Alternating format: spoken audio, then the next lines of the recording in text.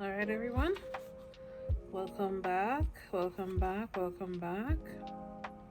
Everyone, thank you for joining me. Welcome back to chapter 15.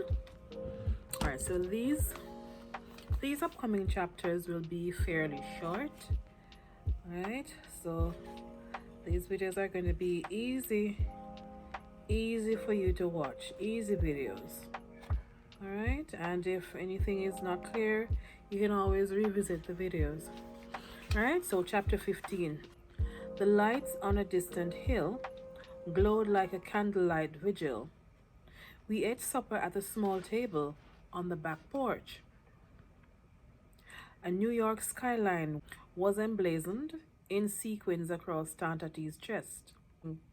I had hurriedly bought a matching pair of I Love New York sweatshirts for her and my grandmother, forgetting about the lifelong day, which kept my grandmother from wearing anything but black to mourn my grandfather. My grandmother chewed endlessly on the same piece of meat as her eyes traveled back and forth between my face and Tantati's chest. I swallowed a mouthful of soursop juice, savoring the heavy screen of brown sugar lingering on my tongue. Does your mother still cook Haitian? Asked Tantati with a full mouth. I am not sure, I said. My grandmother lowered her eyelids, sheltered her displeasure, and continued chewing. And you, can you make some dishes? Tantati asked. You will have to let me cook a meal, I said. A small draught blew the cooking embers through the yard. My daughter eagerly clawed my neck as I slipped her bottle into her mouth. Do you go there again tonight? My grandmother asked Tantati. The reading, it takes a lot of time, Tantati said. Why do you not go to the reading classes? You want me to go the whole distance at night? If you had your lessons elsewhere, said my grandmother, they would be during the day. The way you go about, free in the night, one would think you a devil. The night is already in my face. It is. Why should I be afraid of it? I would like it better if you were learning elsewhere. I like where I am. Can you read only by moonlight? Knowledge, you do not catch it in the air, old woman. I have to labor at it. Is that not right, Sophie? My grandmother did not give me a chance to answer. You can only labor in the night? Reading. It is not like the gifts you have. I was not born with it. Most people are born with what they need, said my grandmother. I was born short of my share. You say that to your makers when you see them in Guinea. Do not send me off to my makers, old woman. Besides, my makers should hear me from this place. My aunt raised her head to the star-filled sky. Hear me, great gods that made the moon and the stars. You see what you have done to me? You were stingy with the clay when you made this creature. Blasphemy, spat my grandmother. Why can't the girl come here and teach you your letters? Tantati got up from the table and walked to the yard. She poured some juice over the cooking ashes as she came back to collect her plates. She took the plates to the yard, scrubbed them with a soap-soaked palm leaf, then laid them out to dry. Before you go into the night, why don't you read to us from your reading book? My grandmother shut both her eyes as she twirled a rooster feather in her ear.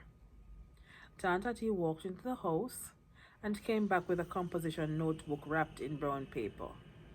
She raised the notebook so it covered her face and slowly began to read. At first she stuttered, but soon her voice took on an even flow.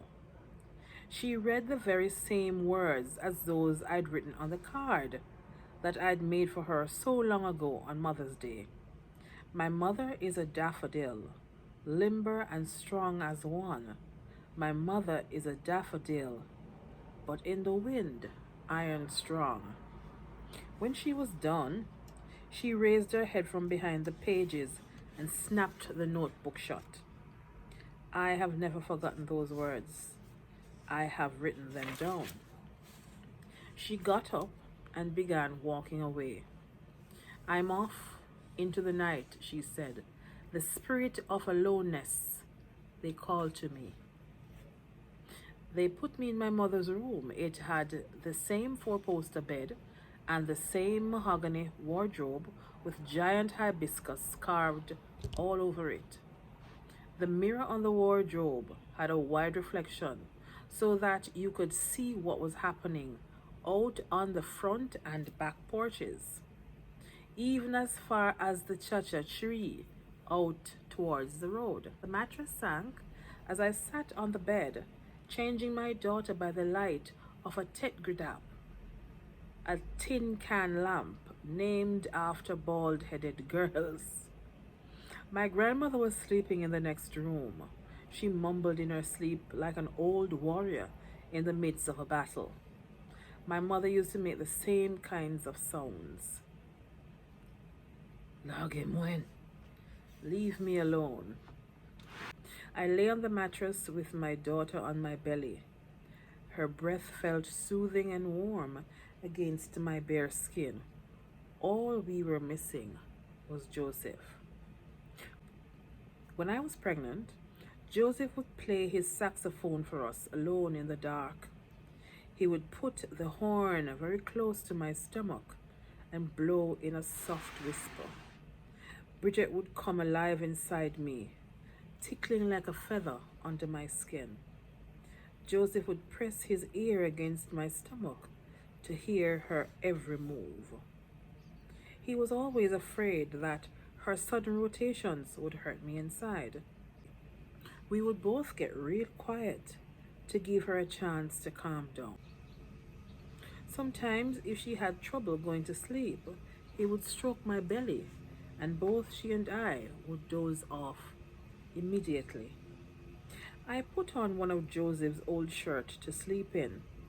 Tracing my fingers across my daughter's spine, I asked her questions that she could not possibly answer, questions that even I didn't know the answers to. Are you going to remember all of this? Will you be mad at mommy for severing you from your daddy? Are you going to inherit some of your mommy's problems?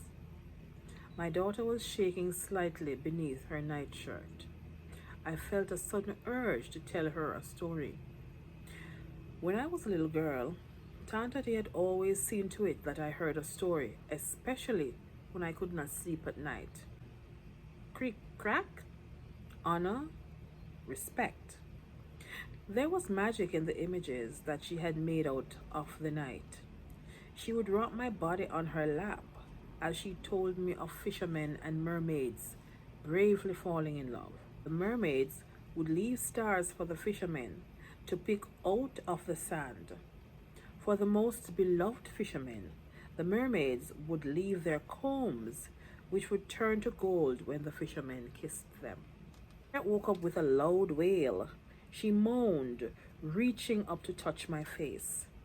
I picked up a wet towel and rubbed it over her body. After her feeding, I opened the window a crack. My grandmother would scold me if she knew I was letting the night air into the house. Tantati was standing in the yard, waving at an invisible face. I walked away from the window and laid back down on the bed with my daughter. My grandmother was pacing loudly in the next room as Tantati giggled loudly in the yard. It sounded like she had been drinking. Tantati walked up to the house, her feet pounding the cement. Is the lesson over? Asked my grandmother. Old woman, you will wake up, Sophie, Tantati said. White hair is a crown of glory, said my grandmother. I don't have white hair, said Tantati. Only good deeds demand respect. Do you not want Sophie to respect you? Sophie is not a child anymore, old woman. I do not have to be a saint for her. Thank you for joining me, everybody. Please like, share, subscribe to my channel, and leave a comment in the comment section. Bye.